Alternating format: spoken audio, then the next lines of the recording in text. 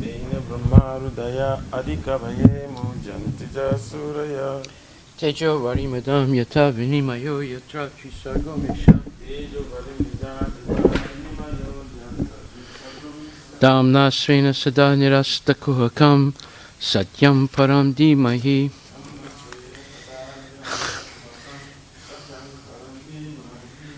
O my Lord Shri Krishna, son of Vasudeva, O my Lord Sri Krishna, son of Vasudeva, O all-pervading personality of Godhead,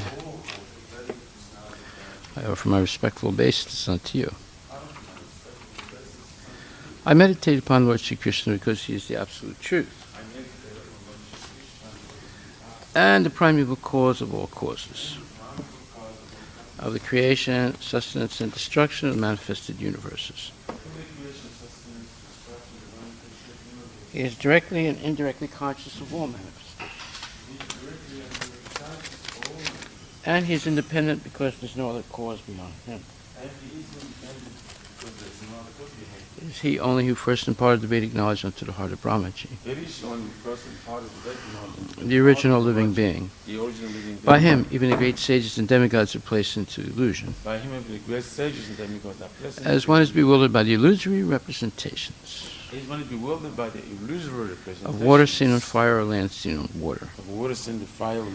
Only because of him do the material universes, only because of him do the material universes, temporarily manifested by the reactions of the three modes of nature, temporarily manifested by the reaction of the three modes of nature, appear factual although they are unreal. Appear factual although they are I therefore meditate upon him, Lord Shri Krishna, I therefore meditate upon him, Lord Shri who is eternally existent in the transcendental abode, which is eternally existent in the transcendental which is forever free from the illusory representations of the material world. which is forever free from the illusory representation of the material. I meditate upon him, for he is the absolute truth. I meditate upon him, for he is the absolute truth. Dharma projita kaitravota, Dharma prujita kaitavutra paramo nirmatsaranam satam, paramo nirmasaranam vedyam vastavam atra vastu, Vedyam vastavam astra vastu shivadam tapatrayon mulanam, Shivadam taputrayo Srimad Bhagavate Mahamuni kriye, Srimad Bhagavate Mahamuni krite kim vaparir ishvaraha, Imva paririshvara sadyo hridaya varudyate tra, Sadyo rudya varidya krite bihi sususubhistakshanat. Kritibhi shushubhistat kana. Completely reject all religious activities which are materially motivated. Completely rejecting all religious activities which are material This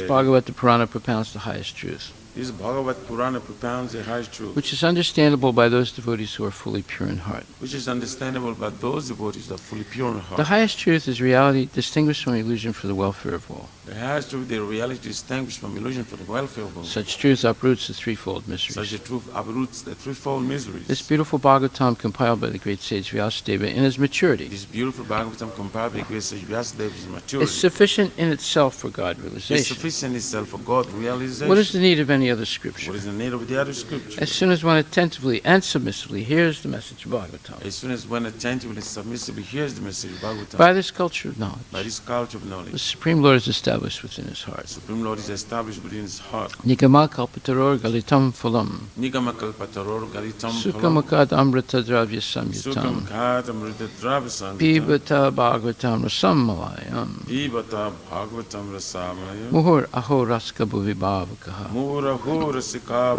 vibhabuka. O expert and thoughtful man, relish Srimad Bhagavatam, O expert and thoughtful man, relish Srimad the Bhagavatam, mature fruit of the desire to read Vedic the literatures. mature fruit of the desired truth, Vedic literature. It emanated from the lips of Sri Sukadeva Goswami. It emanated from the lips of Sri Sukadeva Goswami. Therefore, this fruit has become even more tasteful. Therefore, this fruit has become even more Although tasteful. its nectarine juice was already relishable for all, Although its nectarine juice is already relishable for all, including liberated souls. including liberated souls. Shinvatam Swakata Krishna, Srimvatam Swakata Krishna. Punya Shravana Kirtana, Punya Shravana Kirtana. Hridyantaksto hi Bhadrani, Hridyantastu Hyabadrani. Vidu Noti Srihitsatam. Vidu Nauti Suritsatam. To hear about Krishna from Vedic literatures, To hear about Krishna from literature, or to hear from him directly through the Bhagavad Gita, or to hear from him directly through the Bhagavad Gita. is itself righteous activity. He itself a righteous activity. And for one who hears about Krishna, And for one who hears about Krishna, Lord Krishna, who is dwelling in everyone's heart, Lord Krishna is dwelling within everyone's heart. acts as a best wishing friend, acts as the best wishing friend, and purifies the devotee who constantly engages in hearing of him. and purifies the devotee who constantly engages in hearing. Nasta prayesu badresu Nasta prayesha bhadrishu nityam bhagavata sevaya nityam bhagavata se bhagavati uttama sloke bhagavati uttama bhaktir shloke bhavati naistaki. bhakti bhavati nasti. In this way, a devotee naturally develops his dormant transcendental In knowledge. this way, the devotee naturally develops dormant control. As he hears more about Krishna from the Bhagavatam As he hears more about Krishna from the Bhagavatam and from the and devotees, from devotees, he becomes fixed in the devotional service of the Lord. he becomes fixed in devotional service of the Lord. Tadarajastamo bhava Tadarajastamo bhava kamalobhadayaschaye kamalobhasdayaschaye cheta eta eranavidam Chaitaitaranavidan stitvam sattve prasiddhati. Stitam Sattve Prasidati. By development of devotional service, By development of devotional service, one becomes fixed, one becomes freed from the modes of passion and ignorance, one becomes freed from the modes of passion and ignorance, and thus material lust and avarice are diminished. and thus material lust and avarice are diminished. Evam prasanna manaso Evam prasannamanas Bhagavat Bhakti Yogataha Bhagavat Bhakti Yoga Bhagavat Tattva Vijnanam Bhagavat Tattva Vijnana Mukta Sangasya Jayate. Mukta Sangasya Jayate. When these impurities are wiped away,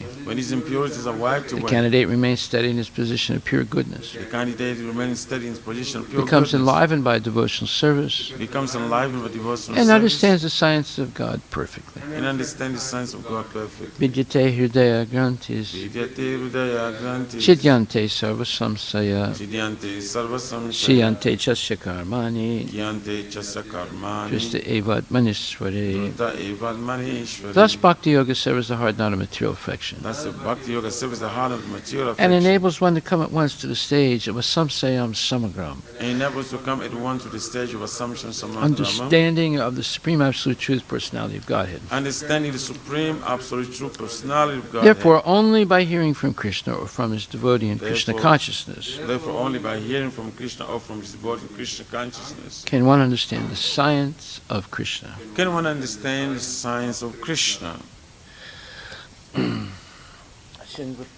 Okay, so now Srimad Bhagavatam, Canto 2, Chapter 2, Text 35. We're going to do this again. There's a lot more points that we haven't covered. Bhagavan Sarva Bhutesu Bhagavan Sarva Bhuteshu Lakshita Swatmana Hari Lakshita Svatmana Hari Drishyar Bud Adibir Drasta Vishya Buddhi Adibhi Drasta Lakshanair Anuma Pakai. Lakshanari Anuma Pakai. Translation by Srila Prabhupada. The personality of Godhead, Lord Shri Krishna, is in every living being, along with the individual soul. And this fact is perceived and hypothesized in our acts of seeing and taking help from the intelligence. Purport by Srila Prabhupada. So, as I said, this is extremely important purport for those who want to be effective preachers. And many people don't really want to be effective preachers. They don't take the time to understand this purport. And it's many subtle points are made in this purport by Srila Prabhupada. And the fact that he wrote such a purport proves that he's a Mahabhagavat devotee. No one else, well, when I say no one, no Western philosopher, from the earliest Greeks all the way to today, have ever been able to explain things like this one purport.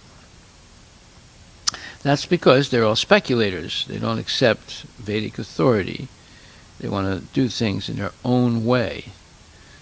And their own way is no way. It leads to all kinds of ridiculous conclusions. Okay, so again, Prabhupada says, the general argument of the common man is that since the Lord is not visible to our eyes, how can one either surrender unto him or render transcendental loving service to him?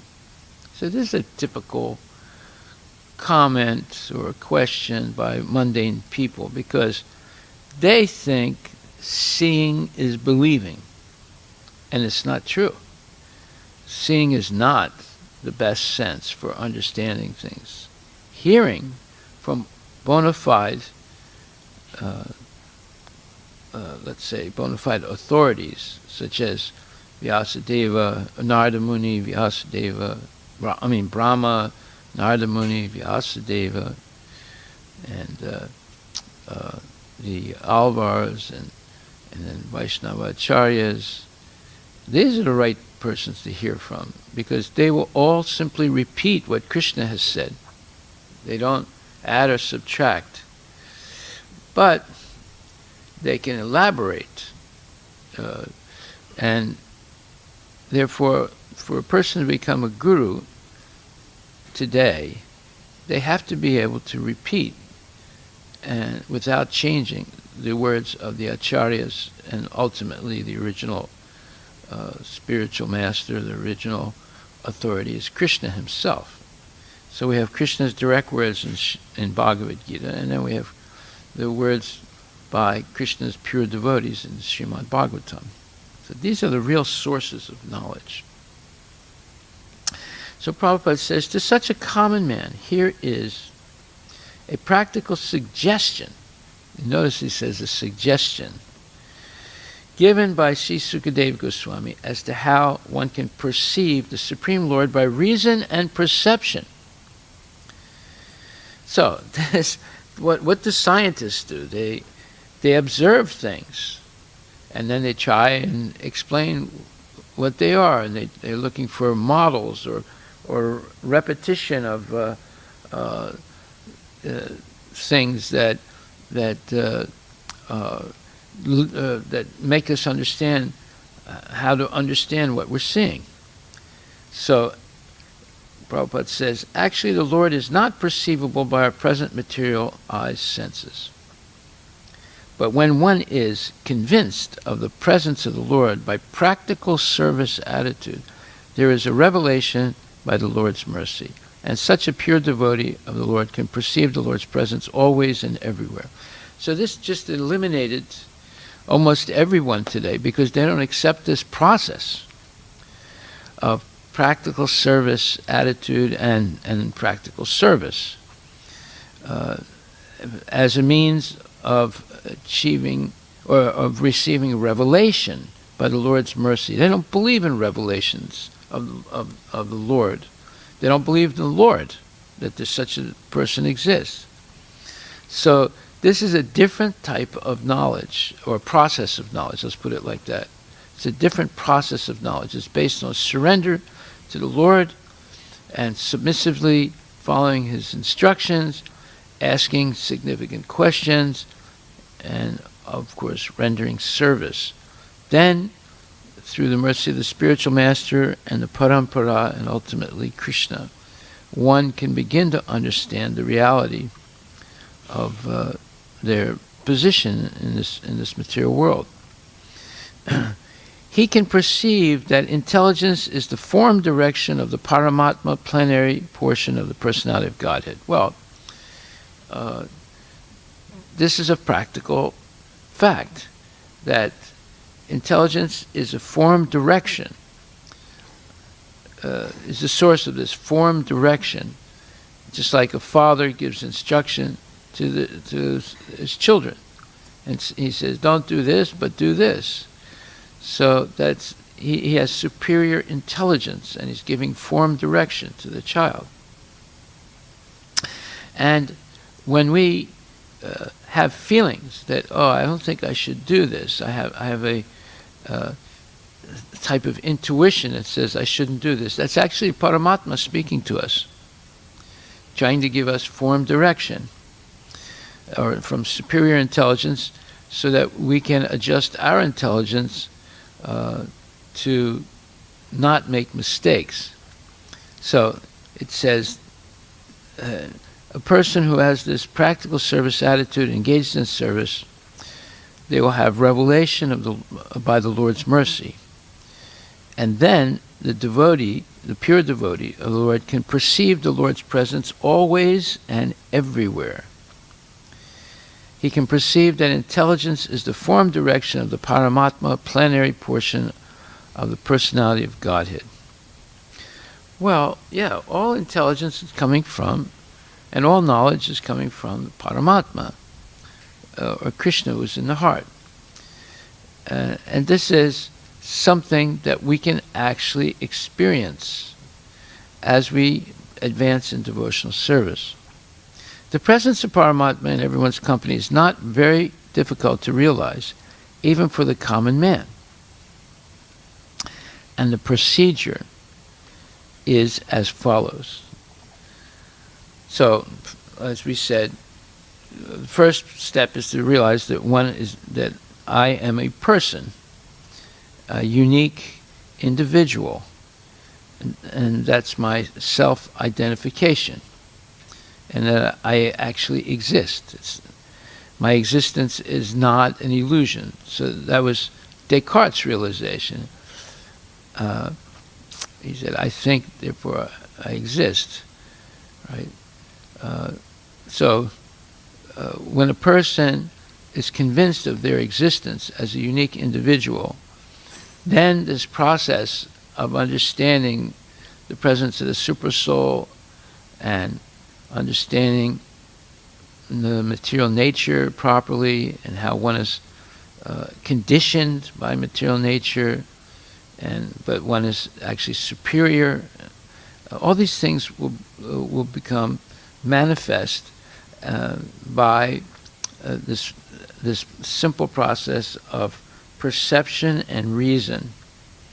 Then, that's step one. Then step two, he may not feel it very abruptly. That means he might not feel the following very soon. But by using a little intelligence, he can feel that he is not the body. He can feel that the hand, the leg, the head, the hair, and the limbs are all his bodily parts and parcels, but as such, the hand, the leg, the head, etc., cannot be identified with his self. Therefore, just by using intelligence, he can distinguish and separate his self from other things that he sees. Well, okay, this is like a little complicated thing for most people.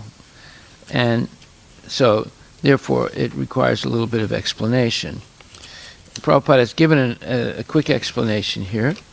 And let's see exactly what he's saying. He says, our existence as a person is perceived by thinking and perceiving things. And when we think and perceive, we can begin to understand that there's a difference between the perceiver or the seer and the perceived, the seen.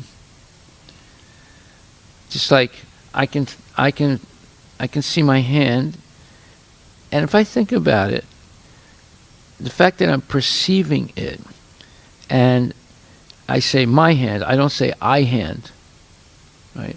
So then there is a difference between the hand and me, although it's connected to me, right?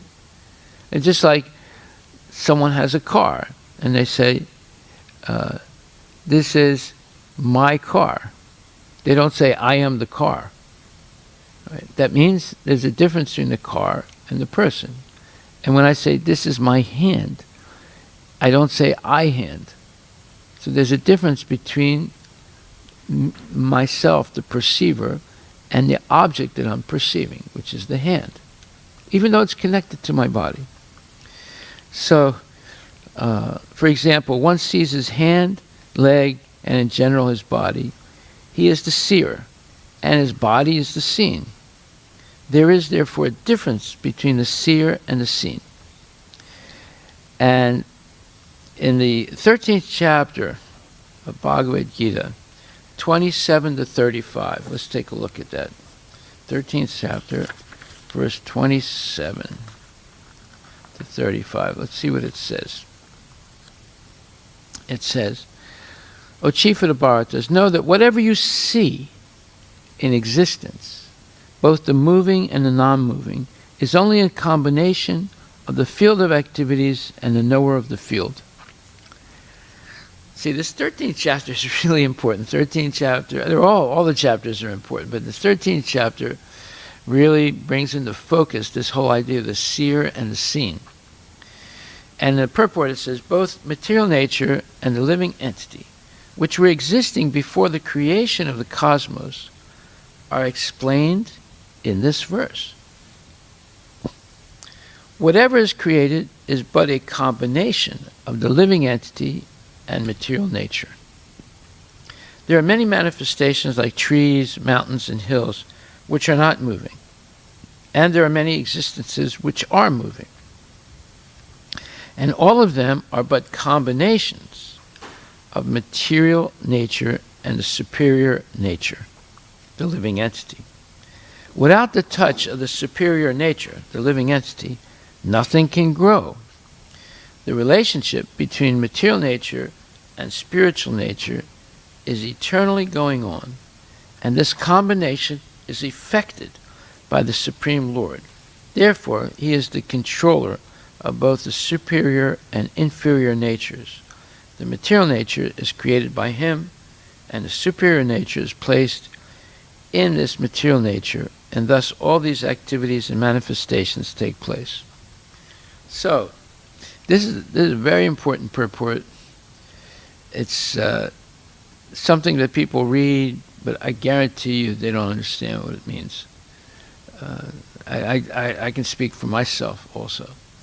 It takes years to understand what he's saying here. Maybe there are some people that understand right away, but in my case, I have not understood for a long, long time what he's saying here. Basically, he's saying that there are things that are alive that don't move, or at least they don't move around, like they don't have legs and things like that, like trees and plants. I mean, there's movement going on, but they're not moving around, they're stationary. And like mountains also. And then and then there are things that are alive that move. They have legs and so forth. Now, it says, there are many manifestations like trees, mountains, and hills which are not moving.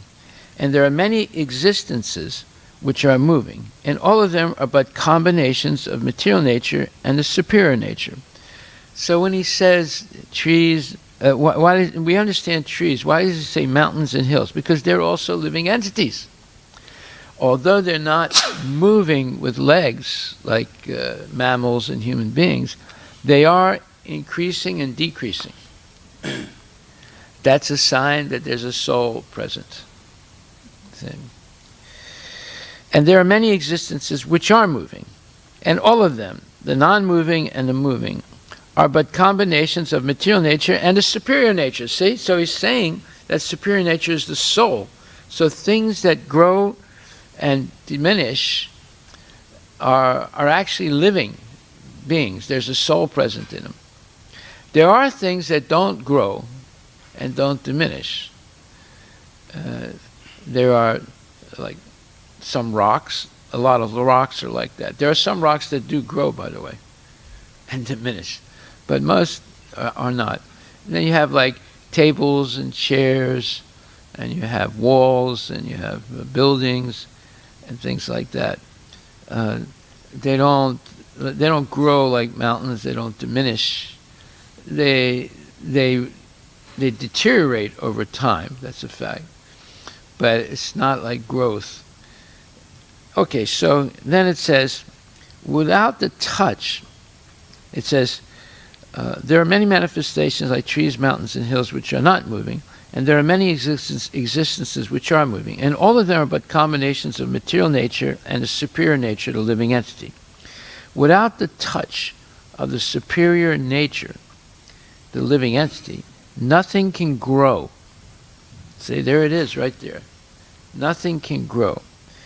The relationship between material nature and spiritual nature is eternally going on. And this combination is effected by the Supreme Lord. In other words, the Lord is the source of this. He's the one controlling it also.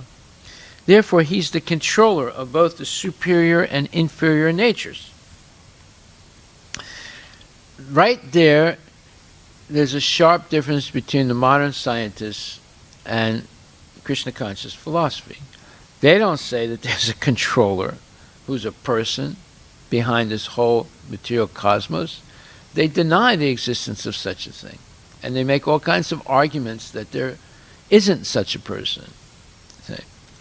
He is the controller of both the superior and inferior natures. The material nature is created by him, and the superior nature is placed in this material nature, and thus all these activities and manifestations take place. Yeah, we're all impregnated into the material nature because we revolted against Krishna. So Krishna, man proposes, God disposes. So we want to be independent of God, which is impossible. But he gives us a chance to try it by putting us in the material world. Now, when it says there's a combination of matter and spirit, it's not exactly a combination. And there are quotes like that. And I've read that before. I've said that before.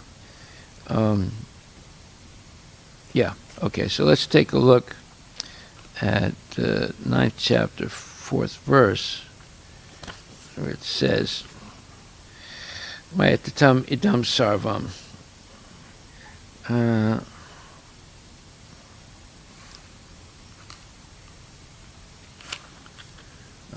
Okay. Anyway, Prabhupada says it's not exactly a combination, although he uses the word combination. He says that the material, the soul is simply covered by material nature, but not combined with it, like chemically combined. Let me see if I can find that. I know I have it here somewhere. Okay, anyway, we'll come back to that. Yeah. So then,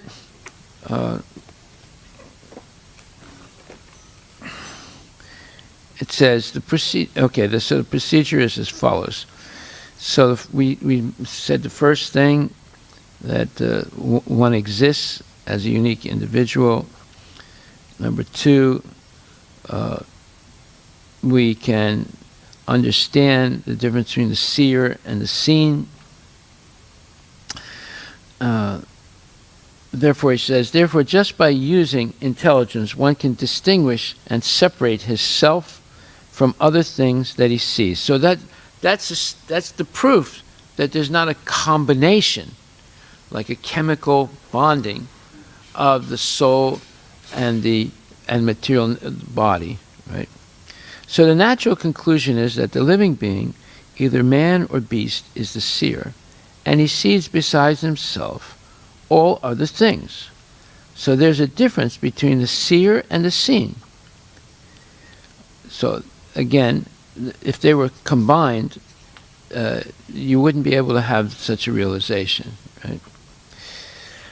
Now, by a little use of intelligence, we can also readily agree that the living being who sees the things beyond himself by ordinary vision has no power to see or to move independently.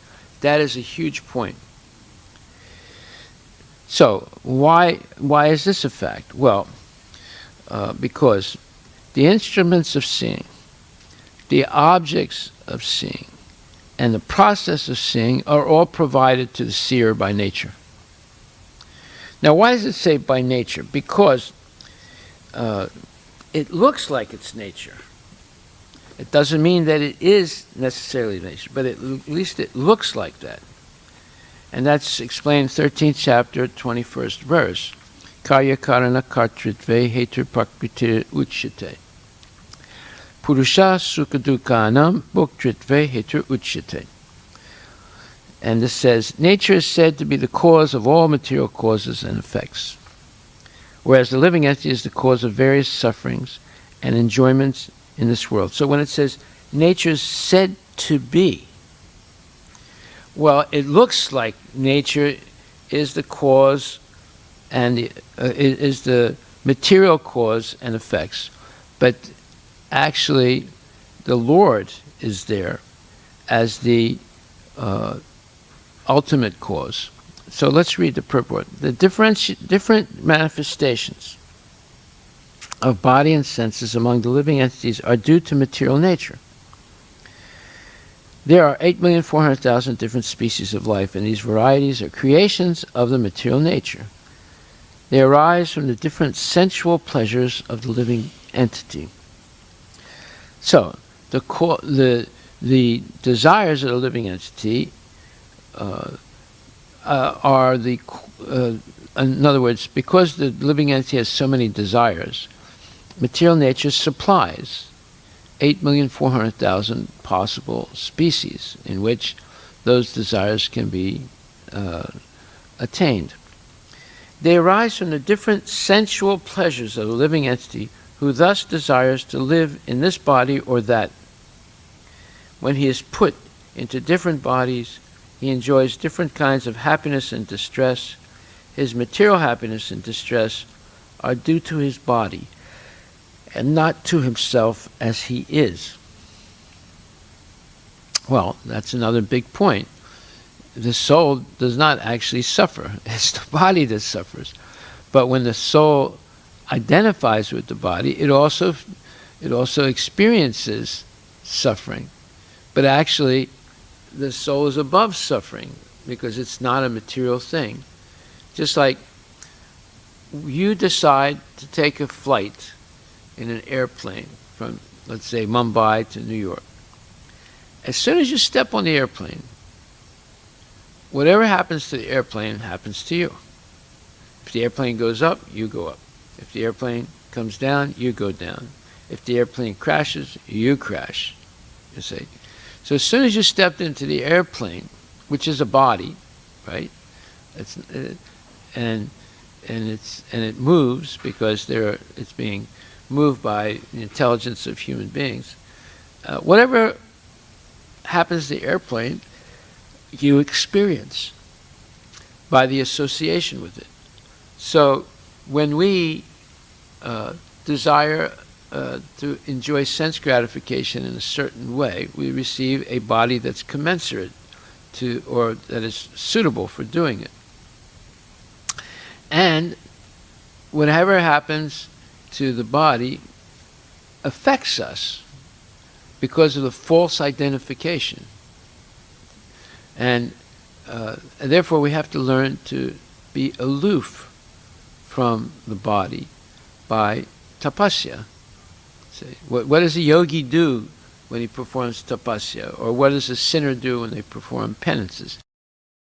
Learn to not be affected by what's happening in the body, right? By the pains and pleasures of the body. So when he is put in different bodies, he enjoys different kinds of happiness and distress. His material happiness and distress are due to his body, and not to himself as he is. In his original state, there's no doubt of enjoyment. Therefore, that is his real state. In other words, in the soul, there's only ecstasy. There's only anandamaya vyasat, transcendental pleasures. Because of the desire to lord it over material nature, he is in the material world. In the spiritual world, there's no such thing. So everything depends on our desires. If we desire to separate ourselves from Krishna, because we are envious of Krishna, we want to enjoy like him. So at that point, we're put in the material world with a body that permits us to try and enjoy by dominating material nature. But there's also a downside to it, and that is reactions to our sinful activities. It's sinful just to think that we're independent of Krishna, right? But in Kali Yuga, you have to actually perform the sins, and that's what's happening. Every day, people are sinning, knowingly and unknowingly, and they're suffering because of that.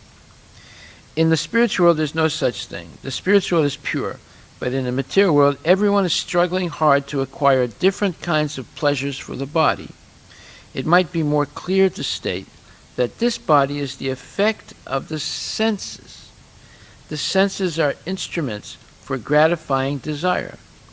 Now, the sum total, body and instruments, are offered by material nature, and as will be clear in the next verse, the living entity is blessed or damned with circumstances according to his past desire and activity. Well, let's stop on this one point. The body and instrument senses are offered by material nature, and as will be clear in the next verse, okay, so the body and the senses are offered by material nature. Well, that's what's being said here in this purport. It says, all our ordinary actions and perceptions depend on various forms of energy supplied to us by nature in various combinations. Our senses of perception and of action, that is to say, our 5 perceptive senses, and these are called the objects of the senses: hearing, touching, seeing, tasting, and smelling, as well as our 5 senses of action: the arms, the legs, the voice, or the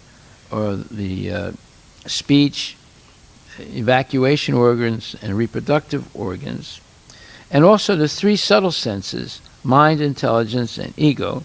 13 senses in all are supplied to us by various arrangements of gross or subtle forms of natural energy. Because the natural energy are the 5 fundamental elements: earth, water, fire, air, and ether. You notice he left that out in this description of 13.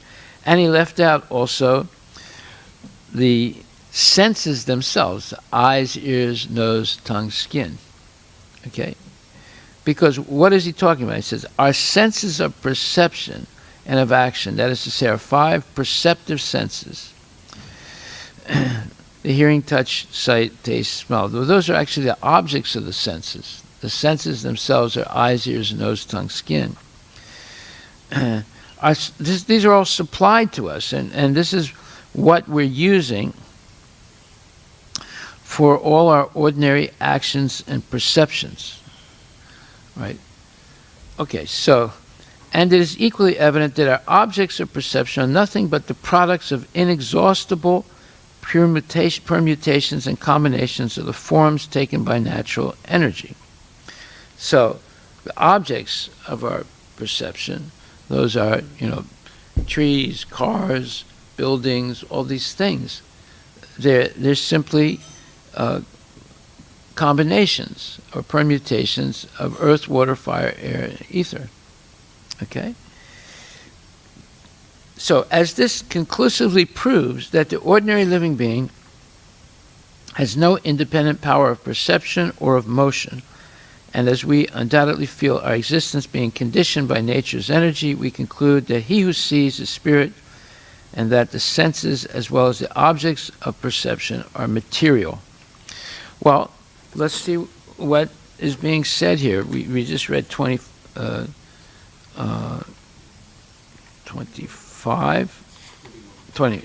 We read 21, no, but we were on 25.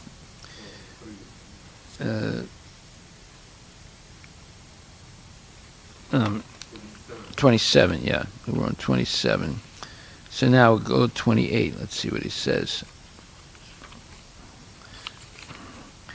28 says, one who sees the supersoul accompanying the individual soul in all bodies, and who understands that neither the soul nor the supersoul within the destructible body is ever destroyed, actually sees.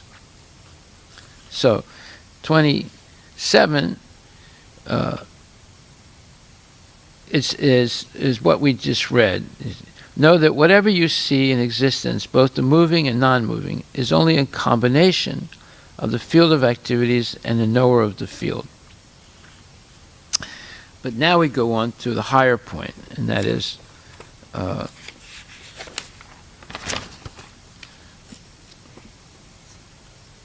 anyone who by good association can see 3 things combined together: the body, the proprietor of the body or individual soul and the friend of the individual soul, meaning the supersoul, is actually in knowledge. Unless one has the association of a real knower of spiritual subjects, one cannot see these three things. Those who do not have such association are ignorant. They simply see the body and they think that when the body is destroyed, everything is finished. So that's almost everybody today, including all the big scientists and philosophers. But actually it is not so. After the destruction of the body, both the soul and the supersoul exist, and they go on eternally in many various moving and non-moving forms. The Sanskrit word Parameshwara is sometimes translated as the individual soul, because the individual soul is the master of the body, and after the destruction of the body he transfers to another form. In that way he is master, but there are others who interpret this Parameshwara to be the supreme supersoul. In either case, both the supersoul and the individual soul continue. They are not destroyed. One who can see in this way can actually see what is happening. So in this verse, it says, Tisthantam Parameshwaram. Now usually Parameshwara refers to the supersoul. But in this verse, it is referred to, it is the supersoul. But sometimes people, it might be some Vaishnava commentators, may claim that it's the living entity who's the supersoul. In other words, he's the master of the body, right? But regardless of either case, both the supersoul and individual soul continue after death of the body. They're not destroyed. One who can see in this way can actually see what is happening. Okay, so next. One who sees the supersoul equally present everywhere, in every living being, does not degrade himself by his mind. Thus he approaches the transcendental destination. Okay, so when we go back, so it says here that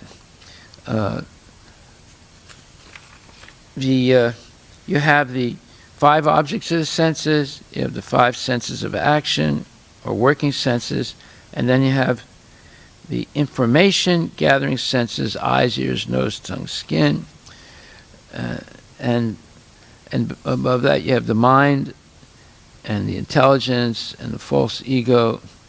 So all these things are used can be used for either self-realization or for self-entanglement in the material nature. Now, the objects of perception of the senses, they're all products of the natural energy, earth, water, fire, air, and ether. The senses of perception and objects of senses are all provided to us. The individual does not have independent power of perception or motion because he can only have perception and motion with these things that are provided, and they actually condition the living entity. Say, the seer is thus dependent on the arrangement of nature to see and perceive. The instruments of seeing, the objects of seeing, and the process of seeing are all provided to the seer by nature. Okay, and nature is controlled by Krishna. So we see there's different levels of realization of what's actually going on. Most people never get past the material nature. They don't accept the existence of the soul. They don't accept the existence of the super soul. Therefore, they are seriously conditioned, controlled, and there's no way for them to get out of the material entanglement. So, that is step 1, 2, and 3. Step 4 is very interesting because although we see the difference, we've already understood there has to be a difference between the seer and the seen. The real, like I say, concluding fact that convinces convinces us of this realization is the fact that the seer feels dissatisfaction, whereas the seen is not showing any dissatisfaction, right? the golf ball does not dissatisfy when it doesn't go into the hole. But the golfer is dissatisfied, right? In football, if you don't reach the end, if you don't go into the end of the field, you lose, right? So then people feel really frustrated. So that frustration, that dissatisfaction, that's the proof. There's a difference between the seer and the seen. The football is not dissatisfied. The golf ball is not dissatisfied. The basketball is not dissatisfied. But the persons are dissatisfied. So therefore, there's a difference between the seer and the seen by virtue of not only all the explanation that we had about the seer and the seen before, but ultimately by the dissatisfaction of the seer. So our power of seeing or perception, our powers of seeing and perception are limited. The senses are limited by 4 inherent shortcomings, which are: we make mistakes, we're easily illusioned, our senses are imperfect. For example, I can't see around corners or through walls, and we have a tendency to cheat. So we can conclude that we're conditioned by nature's energy, and we are dependent and limited. So that's step number 4. And then step number 5. We're convinced that there's a difference between the seer and the seen. We're convinced that the seer has consciousness, whereas matter, without a soul present, does not have consciousness. So therefore, but the seer is feeling dissatisfaction at times when they don't get what they want, and therefore is limited or conditioned by material existence. Just like, so many people are claiming, just like our Ray Kurzweil, he's taking 100 supplements a day because he although he's in his early 70s, he's thinking that by 2150 the riddle of death will be found out, and people can attain immortality in this body. Therefore, he wants to live until that time, right? In other words, he wants another 30 years. He's already 72 or 3, or probably 74 now. So he wants to live to be over 100 so that he can become eternal when science figures out how to solve the question of immortality. So this is all crazy nonsense, but therefore he's feeling dissatisfaction. Imagine a dissatisfaction if he dies when he's 79, right? There's a fundamental difference between like I said, the golf ball and the golfer, and so forth. So the material body is actually dead. It's actually dead matter. But it only seems alive because of the presence of the soul. And so, therefore, the fact is that there's no evidence that matter can control itself, can organize itself through some random process. And it's only when the soul is present that matter becomes organized. Otherwise, matter normally, especially by the second law of thermodynamics, it seems that matter just disperses and becomes chaotic. Well, there is a what you call a fallacy here, because it's very interesting. If you read what are the fundamental assumptions of science, they have the first one is nature is orderly and the laws of nature describe that order. This is an assumption of science and scientists. That's why there is science, because nature is already orderly and functions according to laws, right? If nature was chaotic or chaos, then there wouldn't be nature. There wouldn't be science, I mean, because you wouldn't be able to predict anything. It would be chaos. And it says, when we speak of the orderliness of nature, we speak in terms of regularity, pattern, and structure. For example, when we look at a herd of wildebeest migrating, we assume that it's not just random behavior. These are animals in Africa called wildebeests, and they go in herds. Well, and buffaloes do the same thing in the United States, right?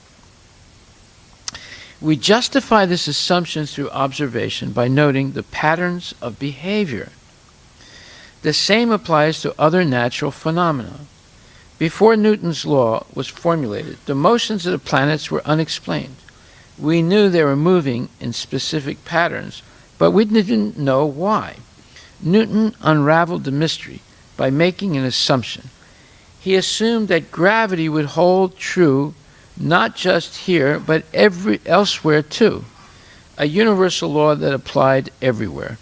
Of course, we haven't seen every single star in the universe or every planet, but Newton's laws have held true at every single star that we have observed and in every single test we have devised, so we can safely assume that Newton's law is universal. Well, yeah, nature is functioning in an orderly way, and it's acting according to certain patterns of regularity and structure, right?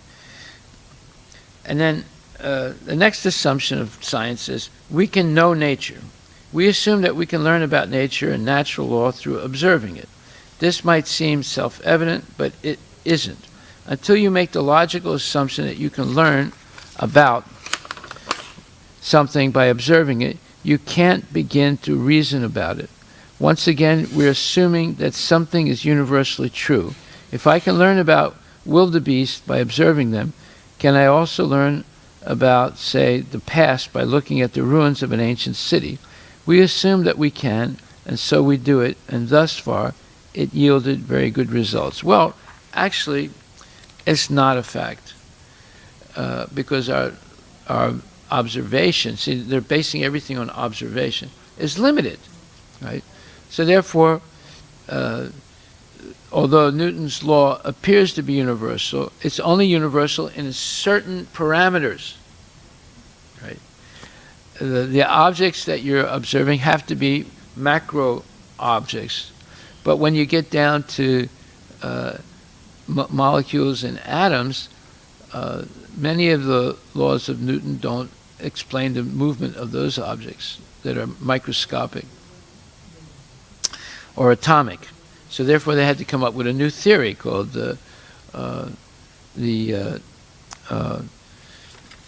quantum mechanics, quantum theory. So you see, although there is order in the universe, but there are different laws governing it. It's not just one shoe fits all. So therefore, they have to keep coming up with new theories to explain things that defy Newton's law, right? But both things are orderly. The movement of atomic particles, as well as large bodies. Okay, so we can know nature by observation. You can know some things, but not everything, because how can you observe Krishna? How can you observe the soul? You cannot see it with your eyes.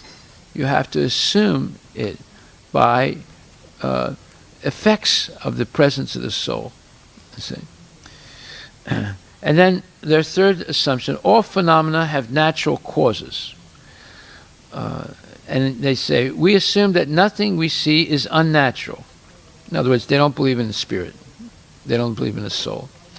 If it occurs within nature, then it is a natural occurrence. And if it's a natural occurrence, we assume that it obeys some natural law, and that by observing it, we can learn about it. Thus far, this too have held true, and so it was a pretty decent assumption. So you see, this is all speculation. And because they can build bridges and airplanes, they think they can understand everything about nature. But actually, they don't understand nature. They claim to be experts on nature. They don't understand nature at all. There are many things that they don't understand. Every time they have a new discovery, they also discover there's other things that they don't know. One new discovery and 3 new things that they don't know. See? So these are some of the different assumptions. There's at least 6 major assumptions, but we're not going to go all through them. Here, the point is that the Shastra is explaining to us about things that we see and also about things that we don't see. See, this is also explained in the 7th chapter of Bhagavad Gita, where it says, 7th chapter, verse number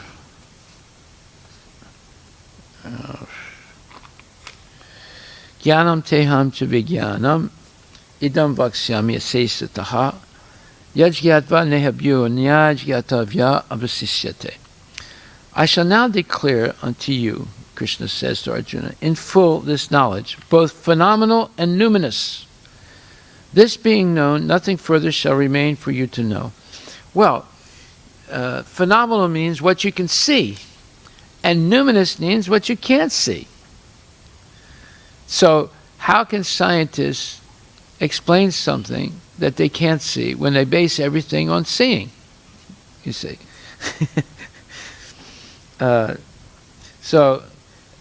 Krishna is explaining both what is seen and what is not seen. Well, we don't see electromagnetic waves. So this was a major discovery by the scientists, and it happened in the 19th century, the last days of the 19th century. They began to understand, especially Jagadish Chandra Bose. He harnessed static energy and made it move. Just like lightning is movement of static energy, right?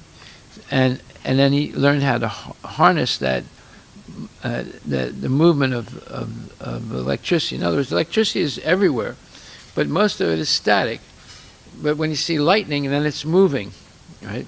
So he was able to harness electromagnetic waves, and therefore he's the father of radio, of television, of the internet, cell phones, everything. They usually attribute it to Marconi, but actually it was Jagadish Chandra Bose demonstrated it in the Royal Academy of Science in London in 1890, I think it was 1898. He projected an electromagnetic wave from one part of the science auditorium to the other and set fire to something, and they thought he was a magician.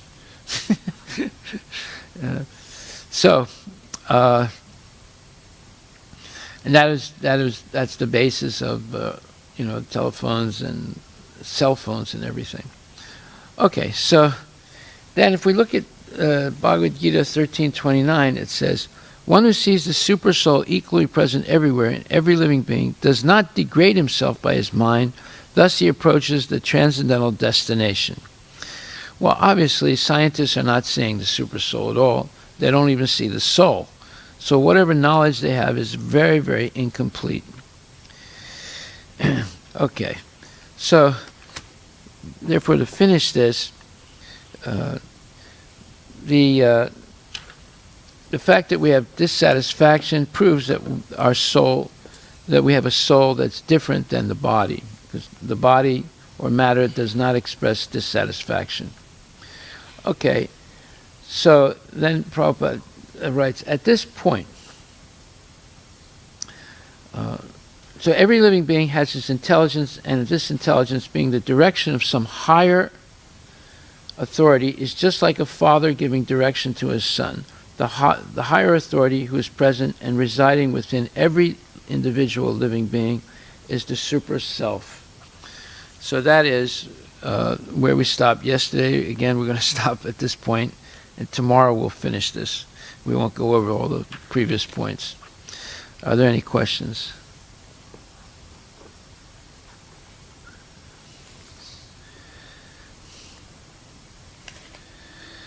Okay. All glories to Srila Prabhupada ki jai. Just a comment, Maharaj. Yeah. I think all of you know that Panchangri Prabhu passed What? away. Panchangri Prabhu from Mayapur. Yeah, he left his body, Mm-hmm. Okay. unfortunately. He's not the only one. A lot of people are leaving their bodies. But he was a very good devotee who served in Mayapur over 50 years. Yeah, that's quite,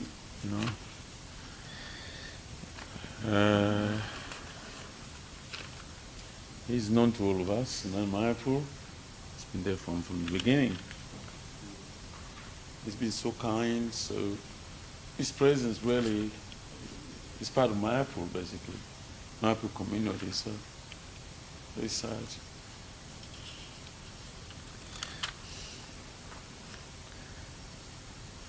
Yes, every time I went to Mayapur, I always saw him and his brother. Right. They're always serving the deities. He especially was taking care of Lord Nrsingadev. Exactly, yeah. The life story is very interesting. They met Prabhupada, they surrendered, they've been there. Yeah, they were both born in England. Yeah. But Prabhupada told them never to leave Mayapur, and they never left. Very simple.